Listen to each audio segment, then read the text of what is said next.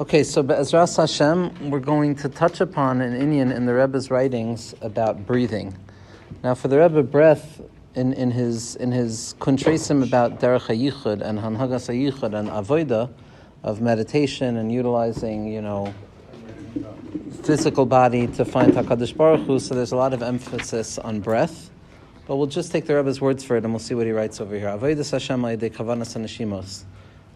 Divine worship by paying attention to the intentionality behind breath. It's known from the original writings of the Rishonim and the Ksavim of the Mekubal HaRishon Akadmoin Rav Avram Abulafia that the Arizal was made on him and Rav Chaim Vital was made on him, that his Chachmas HaKabbalah was part and parcel of the genuine tradition, which is a delicate matter when it comes to Mekubalim Kodim the Ramak. But Muva Harbe Me'inyan Avodas HaNeshimos, there's an extensive treatment of the work of breath. B'chein Dibur Mehem Rabbeinu HaRokeach, as well as Chasidei Ashkenaz, as well as the Rashash in the end of Nahar Shalom. And we've spent a lot of time discussing this, say the Talmidim, through the Rebbe's writings in Derech HaYichud, which was the 3-volume kuntras that was printed year after year in Yam HaChachma, that was a chabura of Talmidim Amitim of Rav Meir, where they spent Yom and V'layla going through the meditative practices and the hanhaga of hachana for yichud and breath and positions and all different types of things. Rabbeinu Arizal Merames b'ma shehirich be'inyan sheyeshna be'elamas ha'elyonim ha'or shamati v'lo mati. And the Arizal also hints to the notion of breath when he discusses the elevated worlds where things are touching and not touching at once. The Arizal, when he's discussing the upper worlds of Elam HaAkudim, so it's not that there's a presence of light or an absence of light, but rather there's a presence and an absence of light right after one another, almost simultaneously, an in and an out, an inhale and an exhalation, where both seem to be taking place at once. And Mavur Bazet Talmidei HaGadol Shel Rabbeinu Baal HaTanya. And the Talmid HaGadol of the Baal HaTanya, Rav Isaac Mehamel, who was one of the Talmidim who could have been an Admor like Rav Hillel Parcher, but they didn't become Admorim, that he heard from the Baal HaTanya that this concept of Mati V'lo Mati that you find in the writings of the Arizal, touching and not touching, Rabbi Nachman discusses it in the 24th teaching as well, Misgala Eitzala Adam Lamata B'inyan HaNeshimos. If you want to understand where these elevated worlds of back and forth, Ratza V'shov, almost simultaneously take place within the individual, it's in their process of breath. Because if we look at breath, it seems to express itself in this process of touching and not touching. Inhale, I'm touching. Exhale, I'm not touching. Inhale, I'm ratzo, I'm moving inwards. And exhale, I'm a shov, I'm returning outwards.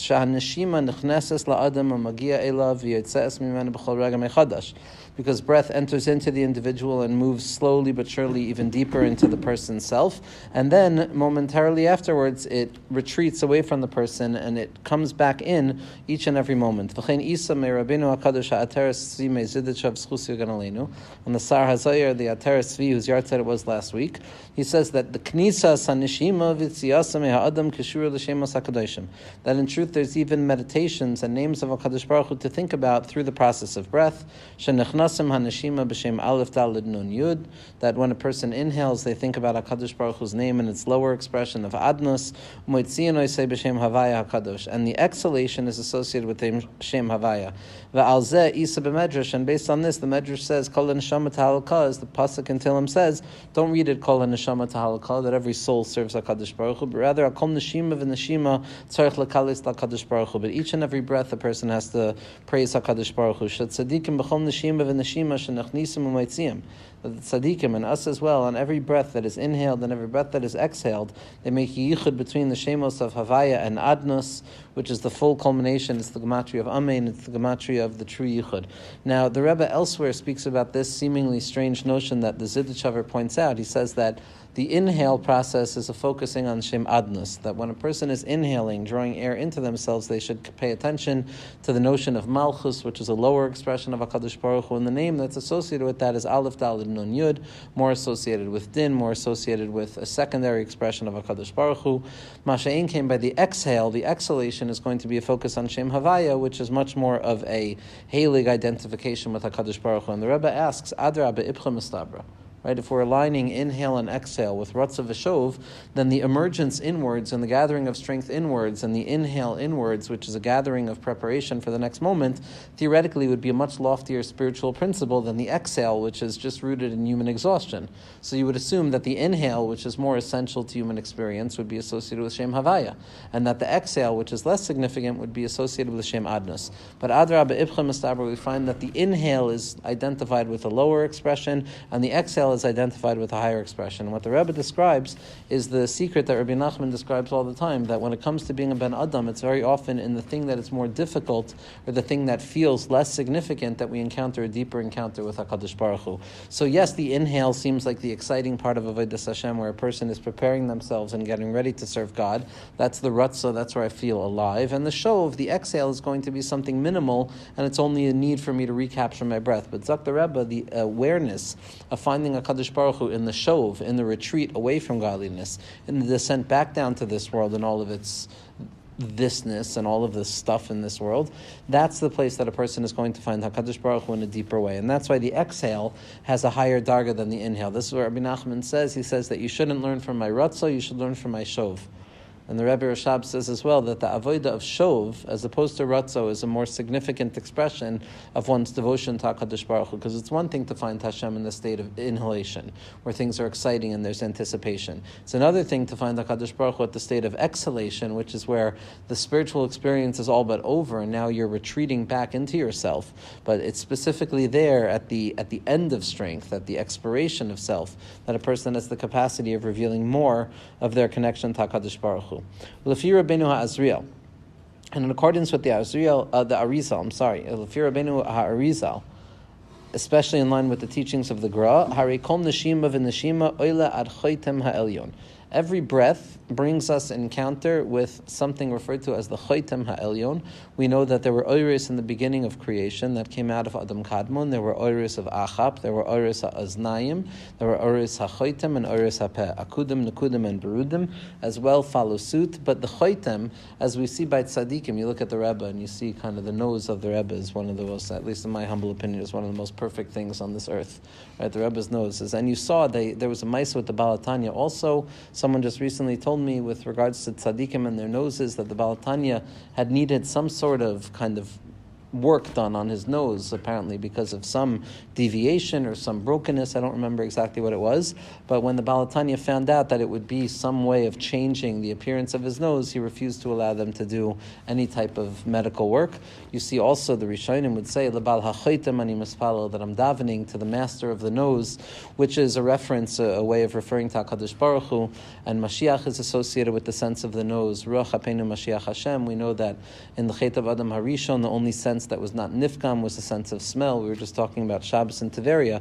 Tiveria is an ear of reach. It's asa oso nakia, that Rashbi came along and refined it and purified it, and there's a sense of smell, chush hareach there, that's shaykh to the lights of Mashiach. You find also there was Rav Menachem Mendel of, not Rimanov, but Rav Menachem Mendel of Zidichov, who was an anical of some sort of the Zidichov, the Ateret Tzvi, where he was referred to as the Baal HaChoitem as well. His whole Inyan was smelling. His whole Inyan was with smelling salts, and he had a whole parish on the avodah of the Catharsis and the Beis HaMikdash, which the Rambam says is to be Moitzi Reach Ra, and Rav Tzadok HaKohen Milblin says this is one of the few places where we see that the Rambam was mamish in line with the secrets of Kabbalah, because what the Arizal describes as Catharsis is also to be Ma'avir Reach Ra. So every breath brings us into the point of the inhalation through the nose, accessing a point of refinement prior to distortion, refinement prior to separation.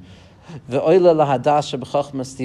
time a person inhales, when they inhale through their nose, what they also have the capacity to do, if you hold the breath a little bit longer and you imagine as if the air is going up into the recesses of the mind, then you have the ability to bring the air from the nose back up to the place of chachma stima'a, of mocha stima, into the cavity of the mind, where you draw.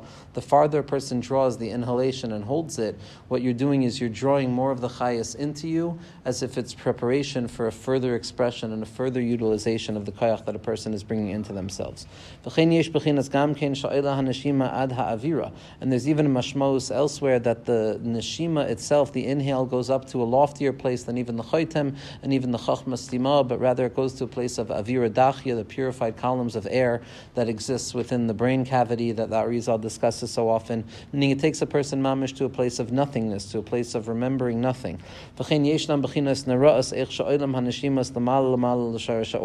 there's even expressions, this comes out especially in Rabbi Nachman's tale of Sheva HaBatlarim, when it comes to the difficulty in breath and the difficulty to kind of breathe and speak properly. Rabbi Nachman implies that to learn how to breathe properly is going to be a profound level of experience. In this world of breath, what does it mean? Why do we see over here that the inhale is more valuable than the exhale? Because the inhale is a moment where a person is still in a state of ra'avon, a person is still in a state of desire. Right? The exhale is where a person has already experienced the process of breath and they're already done with that process. But the inhale is still a state of, I'm not breathing yet, I'm inhaling. It's a cessation of breath, which Rabbi Nachman describes so often in the methodology of a sigh. A sigh is like killing oneself, because when you inhale deeply, it's almost a hefsek of the chayas. Then when you hold your breath longer than you would theoretically like to, it's considered a mesiras nefesh, and a person has been mafsik themselves from the previous chayas that they had, and that's why the yakar genuche ganach shel isha Yisraeli, it's wondrous to listen to the sighs of a Jewish person, because what they're osekin in that point is tshuva. But why is it, says the Rebbe, that the Zidichover is telling us that the inhale is less significant than the exhale, which seems to be far less significant? And it's over here that we have a secret of a world referred to as lahachyosim bera'av. This is something we've spoken about in the light of the Mittler Rebbe, that b'derech klal, there's a tiny that comes about by engaging with this world, by eating, by drinking, by participating in the physicality of this world and refining it. And then there's the avodah of Yom Kippur, which seems to be a fast, which seems to be a removal from participation in eating, but in truth, achila on Yom Kippur is you're eating the tefillah. It's achilas man. Rav Tzadok HaKohen Melablin says this is why you find the agadatos of man in Maseches Yoma, because Yom Kippur is the inyan of achilas man, which is eating nothing. It's experiencing the pleasantness of satisfaction that comes about not by partaking, but specifically by way of denying oneself. Again, not by way of causing suffering, but a space of realizing la'achyosim bara'av, that the pasuk says, "La'achyosim bara'av," Hashem is going to satisfy me in my hunger, which seemingly means that when I'm hungry, Hashem will bring me sustenance. But the Mittler Rebbe explains that no, the satisfaction will come from the hunger itself. And here's where we see that the exhalation is also going to be a little bit higher. When I'm exhaling, when I'm finally exhaling, this is the element of realizing that I can find HaKadosh Baruch Hu in my ishtokukus. And in this place, it's even above the process of inhale. And he goes on, and the Rebbe continues, and he says as follows. Be'emes rov b'nei adam, most people, ein yoidim kol elu hasoides hagavoyim shel mati v'lo mati sheba'olamas hagavoyim. Nobody really knows about these processes and these upper associations that we have with regards to breath. Mikol makom, nevertheless, kol ma sheyesh ba'olamas hagavoyim yesh lamata ba'olam hazeh b'shtalshelos mizeh. Nevertheless, anything that exists in the loftier worlds exists down here as well, in the process of the unfolding and its representation. V'in came. And therefore, Yehudi shema'aneach lamata ala v'nois v'nasa b'riya chadasha. Therefore, a yid, when he takes a deep inhale and a slow exhale, they're actually becoming a new creation. It's not that breath work has the possibility of refining the individual's traumas and freeing them from all of their physical distortions. That's true also, but breath is a segula that unlocks the loftiest olamos that are above dibor, that are above shmiya, that are above reach. These are the olamos of neshima, the olamos of mati v'lo mati. So it's mamish that when a person is trying to breathe, if breath work just works because breathing is healthy for the body, that's one thing. So if it works for me, it works for me. If it doesn't, it doesn't. What the Rebbe is pointing out is that breath works not because it's healthy necessarily for the body. There's a segula that breath unlocks higher levels of experience and a light that is prior to and ascendant from any distortion, that breath itself brings about the rectification. Mamela, even if a person is just trying to breathe and incapable of breathing, right? I remember the first time I tried to belly breathe, right? I spent like an hour with a practitioner and I just couldn't. They're like, I don't know what's wrong with you, right? But so if breath work is the only thing that works, if it works, so then if I can't do it, it's not doing anything. But according to the Rebbe, if it's a segula that's mo'er a person to have access to the ilamas of akudim, to the ilamas of mativ loy mati, so then the breath itself is going to bring down that experience. That's while there is the possibility of a shortness of breath which brings about anger, nevertheless, chayim beretzono kedeisa be'etz chayim.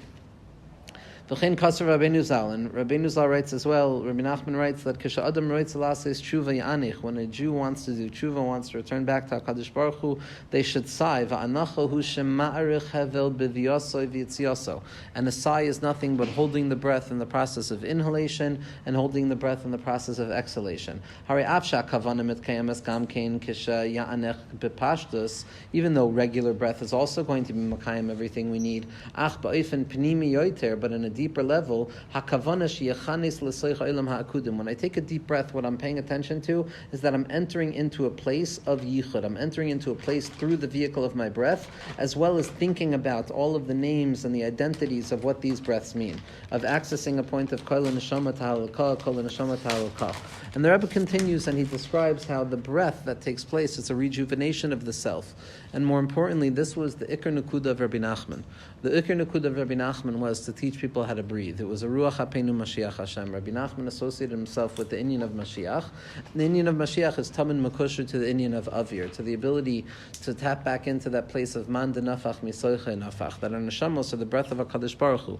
And our breath and the cultivation of our healthy breathing, slow breathing, inhalation through the nose and exhalation through the mouth, without rushing, allowing oneself to sit in that suspended space of not having that chayas in that moment and waiting to allow the burden of the air to kind of grow and create that claustrophobia within the self to the point of what a person feels at that moment they can't push any further, then to go a little bit further and then to finally exhale. There's a relief of the issues, there's a relief of the burden. The farther a person breathes in and they allow the breath to kind of go down into the reservoirs of their body, into their stomach, into the lower parts of their body, into their nahi, and then to hold it even further. The tzaddikim speak of a doubled breath, of a breath and then a breath within a breath, and then allowing oneself to finally exhale and experience the release that comes with experiencing the feeling of things being lighter for a second. That was the avoid of Rabbi Nachman. Rabbi Nachman said to his Chasidim, and it's in Chaim Maharan Oisches, that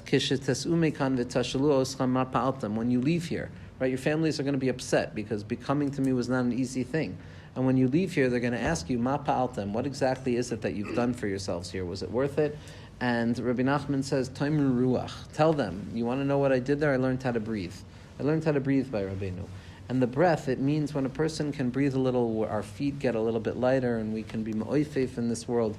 We can purify the world from the polluted air of this world. The Ramchal describes, why did Rashbi and Chavraya walk around the roads at night in Eretz Yisrael? It was because the world had grown polluted, and what they wanted to do was they wanted to be machnes into themselves and into the world, avira of Gan Eden. They wanted to draw down the columns and the pillars of air from Gan Eden. And the Ramchal Mamish has a kavanah of yichudim, of thinking about Shem Havaya 3 times, which is going to be the gematria of Noichach, and focusing on the breath, where he really has a detailed, delineated process of something called Yichud Hagan. It's the unification of the garden, which is sole purpose. The Ramak also has this. Its sole purpose is to learn how to breathe for the sake of drawing down Avira de Gan Eden. We spoke about Tiveria before, and the reach and the breath that takes place in Tiveria. There's a Maisa by Rav Menachem Mendel of Vitebsker, who's buried in Tiveria, that one of my favorite Maisim, that there was an announcement that Mashiach had come in Tiveria, and they came running to Rav Menachem Mendel Vitebsker. They came running to him and they said, Rebbe, did Mashiach arrive or not? And the Vitebsker closed his Gemara from his stender, and he slowly stood up, and he went to the window, and he opened the window, and he stuck his nose out the window, and he took a deep breath, and he sat back down, and he said, Mashiach has not arrived yet. And Kachava, Mashiach had not arrived yet, but the Talmidim of the Vitebsker came and they said, Rebbe, we trust you, but we also trust that you knew that Mashiach wasn't here even without smelling. So pray tell, why'd you have to breathe? He says, because here in my room with my breath, Mashiach is already here. Right? So there's an avira, there's the ability that when a person takes a deep breath, when a person allows themselves to just breathe slowly and allow the severity of whatever scenario is in front of them to weigh on them and to feel it, not to escape it, not to run away from it, to feel the heaviness of it, to feel the emotion, to close the eyes, to inhale slowly, and to hold the breath and to allow that pent-up claustrophobia to be felt for a little bit. The Rebbe in his writings describes, he's like, and if you pass out a little bit, it's okay also. So we're not talking about that avodah, right? We're talking about holding the breath for just a little bit longer. And then you have this feeling at a certain point where you feel that I can't hold it anymore. At that point, when that transition turns from holding the breath into exhaling, there is a deep sense of catharsis. There's a deep sense of the relief from whatever it is that's burdening me. And it's not that the problem goes away, the burden is still there, but it's a little bit lighter now, and it's a little bit more easy to breathe. And slowly but surely, our job is to mamish be mataher, the avir of this world, through our own breaths, and to realize that a yid has literally everything they could possibly need. Rabbi Nachman says that the reason that the neshama is the same language as neshima, and it represents the essence of what a person is because it's an in and out. It's a ratza v'shov. It's a having and it's a not having. It's a touching and a not touching. It's a closing and an opening. This is how Chazal described the emergence of a child into this world, that which was closed is open and that which is open is closed. It's the same process of breath, of mati v'loy mati, of slowly but surely learning how to slow it down a little bit and to take our time with breathing and not to run around with kitziras af, with a shortness of breath which is rooted in and the birthplace of anger, and its opposite is avir de Eretz Yisrael, which is machkim, because chachma is the ability to be patient, dai l'chakima beramiza. I don't need to know everything in order to be okay. I can know a little bit and still be okay. And over here, what Rabbi Nachman describes in Torah Kuf Yud Ches, I believe, when it's discussing the entrance into Eretz Yisrael, that what did Moshe Rabbeinu see? He saw emes and he saw arichas af. The or of Eretz Yisrael is the ability to take a deep breath. Right? It's the only thing a person can do. There's no rushing here, because even if you rushed with all of your energy, you wouldn't get anything done. Right? So mamela, a person has to be forced to take it easy, to take a deep breath, and to tap into arichas af, to tap into the hamshacha of the avira dachi, of that purified air, which has the ability to be mataher ir tiveria, like the tzaddikim have. Their breath is mataher. Our breath is mataher, and it becomes our daled amos around us. Not only that, but the inhaled breath that we have and the kavan of the shem adnus that we focus on, as we exhale and it becomes a shem havaya, that very air becomes the surrounding or makif of ourselves, and we draw those moichin back into ourselves. So the breath that we create for ourselves is very much the breath that we're going to be partaking in afterwards, and each moment it's a shift in the meditation of breath. The Arizal says that there's tough reish pei chalakim in an hour. There's tough reish pei. There is 1,080 chalakim of breath in an hour, which means there's also 1,080 different sirufim of Shem Havaya in the hour. What that means, b'pashtus, is that every moment of breath in this world is its own opportunity to engage with a shvira and to try and rectify itself from within itself and to draw patience into anger and to be mamtik at all. So the Rebbe talks very much about breathing. Be'ezras Hashem, one day we'll be able to focus on the actual practices of breath, right? It's easy to talk about breath. It's harder to do breath, but we have chevra who are doing tai chi outside, right? They're doing that voida. And be'ezras Hashem, it will be zochet to a kol neshama ta'alka haluka b'chol neshima v'neshima. Rav Asher Freund was also very big on this nakuda of b'chol neshima v'neshima. Every breath that I possibly take, I have to come encounter with my impoverishment as a human being and the fact that I have absolutely nothing other than ruach hapeinu of HaKadosh Baruch Hu and Mashiach Hashem. And be'ezras Hashem, we can learn how to breathe. We could follow in the path of Rabbi Nachman, who says, that when you leave here and they ask you, what did you do? Was it worth it to kind of let go of everything for the sake of coming close to Rabbeinu? That you'll be able to give the simple answer of Taimur Ruach. Tell them you learned how to breathe. And with breath, a person can feel a little bit lighter, and then they can begin to understand the secret of Banalan Beisa Ba'avira Da'am, of learning how to build a house for ourselves in the middle of the sky, which Sada Beyasuna, they came to the Tanoim and they said, you Jews, right? Tell us, you're miraculous, build the house for us in the middle of the sky. And Rabbi Yochanan said, okay, and he said a shame, and he suspended himself in the middle of the sky. In a profoundly powerful teaching, that to be a yid is to be suspended between the ground and the sky. To be a yid is to be suspended between the inhale and the exhale, and is to live at the point of convergence between the two of them, where we live at that point where the openings close and the closed opens. And to live that way is to be ba'avira da'alma, to live in the air of the world, to live like a sukkah yid, where we're forced to breathe because we're outside. And be'ezras Hashem, we should be zeicha to take deep breaths, to have arichas af, to get rid of the charon af, and to be zeicha to ruach hapeinu, Mashiach Hashem, be'ezras Hashem.